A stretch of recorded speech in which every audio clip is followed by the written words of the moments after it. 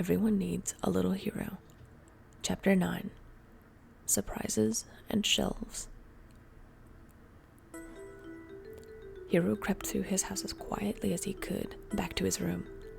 He was out early in the morning in hopes to take a peek and make sure to wish Maggie a good day on her way to something called daycare. Personally, Hero thought you should care for yourself every day, but who was he to question what humans needed? The borrower home was thankfully quiet, and he managed to make it all the way back to his room and curl up into his bed before he heard his mother rummaging around in the kitchen. He heard the clatter of plastic plates and simmering water over the candlelit stove. Rats! He hoped he would get a few more minutes of sleep before everyone else woke up. This was not the case.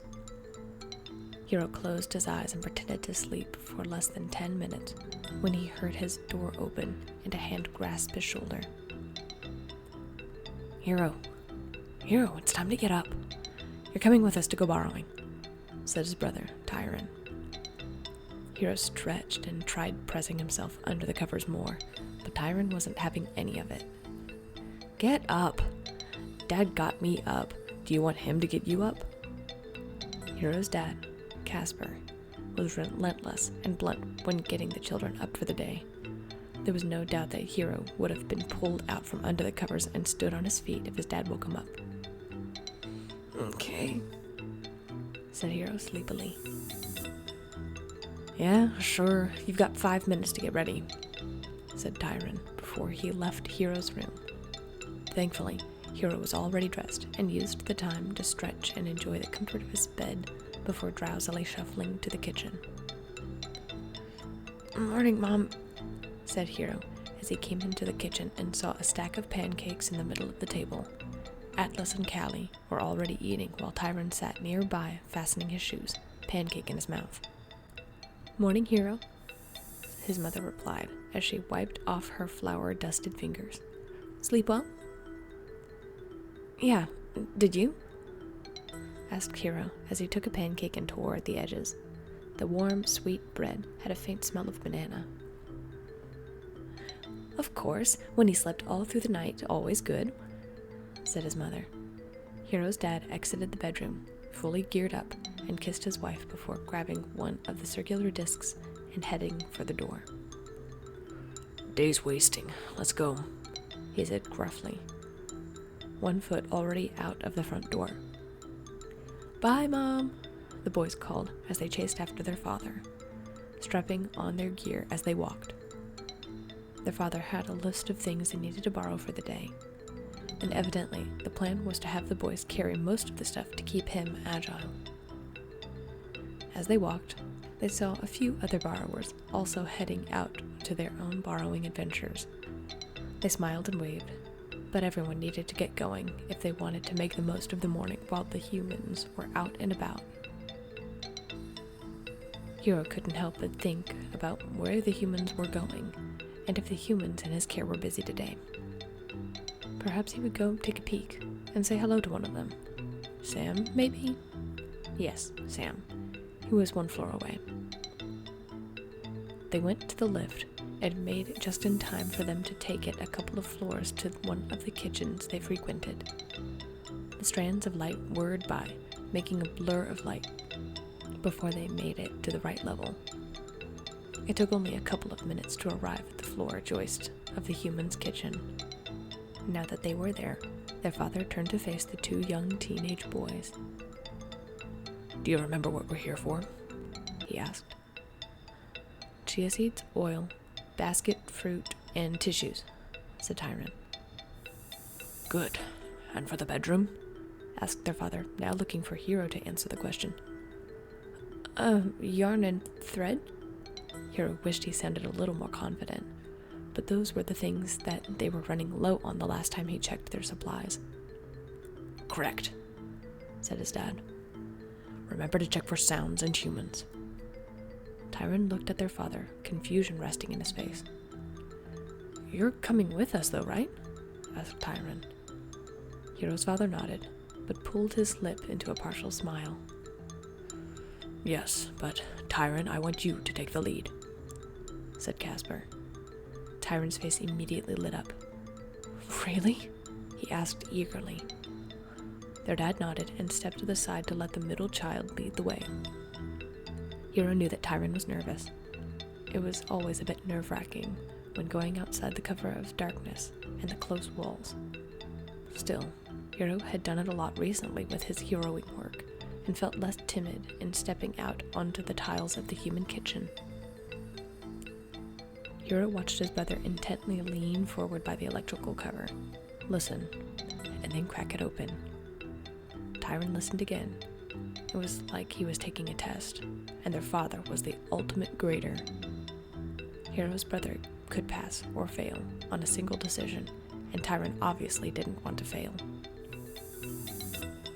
Tyron stepped out onto the kitchen counter, glanced around while keeping low, and then motioned for them to follow behind as he darted forward to a hiding spot behind an immense roll of paper towels. Casper also performed his own checks before following his son out toward his hiding place. Hero was quick to follow, perhaps a little too quick. There was the fruit on the counter, grapes, and a box of tissues a little further down the way. With no humans in the apartment, the borrowers made quick work of pulling out one of the tissues and using the folded disposable fabric to wrap 3 grapes in Hero's bag. The cabinet, on the other hand, was much harder to get into. They had to tag team in pulling the cabinet open with their grapples and climbing gear. From there, they climbed the line, retrieved a tea bag full of chia seeds, and a mini Vaseline container full of oil. They managed to close the cabinet and slip back into the walls without issue. They also made quick work of the bedroom, pulling the needed thread and yarn from the craft basket in the corner of the room. It wasn't until they were on their way back that Tyron remembered one other thing they needed: a plastic bag. Now was his chance. He could go and see Sam. "Hey, Dad," said Hero, making his father and brother turn back to look at him. "Would it be okay if I went by one of the rooms down the way from here? I remember Mom saying something about wanting some more cotton balls for Winnie's bed, and I think I saw some stuffing coming out of one of the shelved toys. I'll be right back. It won't take long." Casper eyed his son for a moment. "You're not going to go out on your own, are you?" he asked stiffly. Hero hated lying, and instead elected to answer the question in a different way. "I just want to see if it's still there, or if they fixed it," said Hero. It technically wasn't lying, but it was avoiding the question. It made him feel a little sick. But he got over it when he saw his father nod.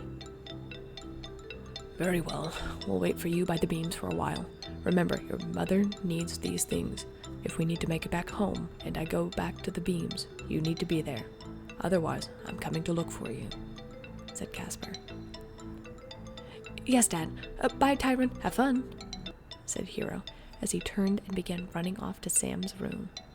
Hero made sure his father and brother didn't follow him, but also knew he needed to be quick if he wanted to say hello to Sam before he needed to go back home to keep his family from being suspicious.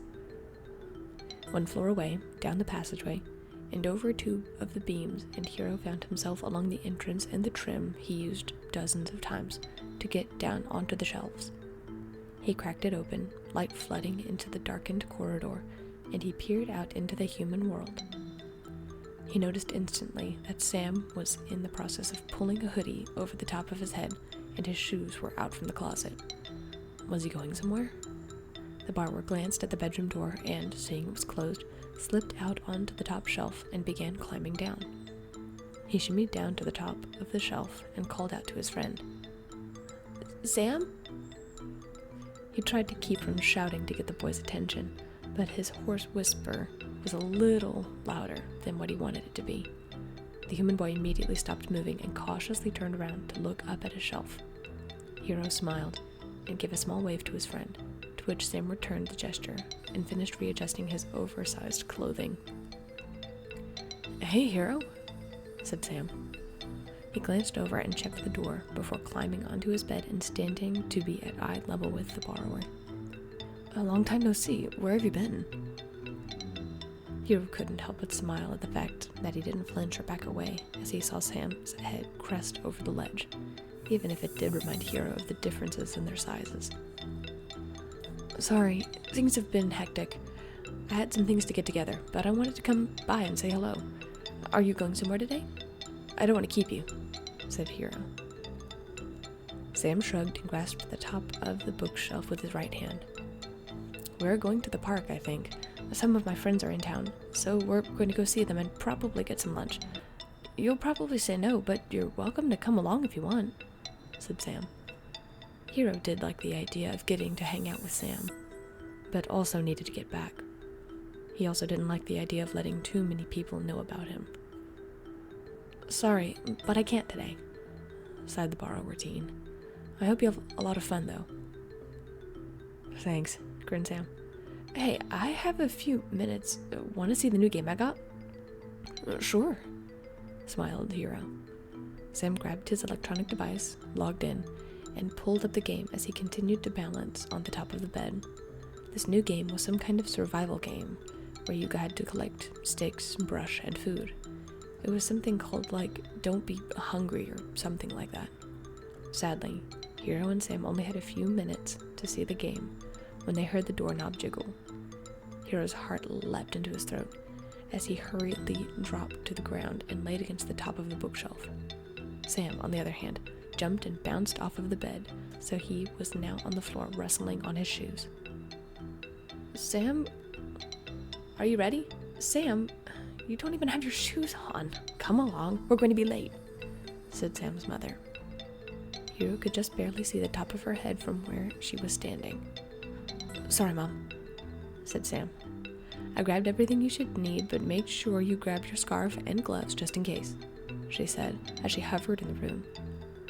Hiro wished he could say a proper goodbye as Sam stood up and left the room, his mother guiding him out. But he would see his friend again soon. In the meantime, Hiro knew he had to get back. This was supposed to be a very short visit, and he was already running a few minutes behind. He hoped his dad and brother weren't already waiting, or, worst case scenario, they were already gone. The borrower team climbed up each shelf and dipped back into the confines of the walls. His legs carried him along the beams, through the walls, and back to the main shaft where he expected to see his brother and father. An uneasy dread seized him as he looked and saw neither of them waiting. Hiro's heart thumped nervously. His hands felt a little clammy. Should he wait? How long was he actually gone?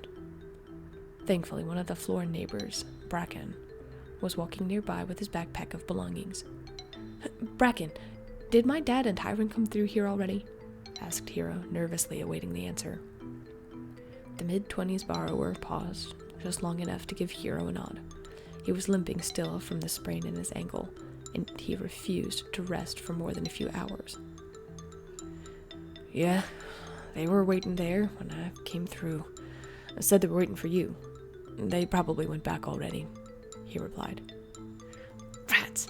Thanks, Bracken. Take it easy, called Hiro as he made a mad dash home. He couldn't help but scold himself all the way home as he sprinted through the rafters and past some of his neighbors. How could he lose track of time like that? He was just going to pop in and say hello. Hiro knew he needed to be more mindful and careful, but Sam was just fun to hang around, and it wasn't just because of his game. His door was in sight, and without hesitation, he burst through the door. Hiro was about to begin his profuse apologies when his voice caught in his throat. He saw his family, both parents as well as all of his siblings, as well as 3 new faces he had never seen before. 2 of them looked to be around Tyron's age, while the third looked a little bit older, like Bracken. The oldest had hazel eyes and brownish hair, with a little bit of blonde, while the younger 2 had soft blue eyes and lighter, sandy brown blonde hair. There you are. Come here. This is my youngest son, Hiro, said Hiro's father, Casper, as he gestured to the teenage boy. Hiro looked from his family to the newcomers before remembering his manners. Despite being rattled about being late, Hiro mustered a smile and straightened up, trying to hide how out of breath he was. Nice to meet you, he said before looking over, slightly embarrassed, to his father. Sorry I'm late. You should be more mindful of the time. We waited for you by the beams. Where'd you get off to? Asked Hiro's father. Hiro felt his throat tightening as he watched his father walk over to their kitchen table and sit down heavily, obviously worn out from borrowing. "I was looking at some of the shelves in one of the rooms," lied Hiro, still too focused on the newcomers. Who were these 3 new borrowers? Why were they in their home? Could they see that Hiro was lying? "Shelves?" prompted Casper. Hiro's knees almost started shaking. No. Did he know? Did these 3 new borrowers see him go out and talk to Sam? How? He had been so careful. He held his breath and waited for his father's words with bated breath.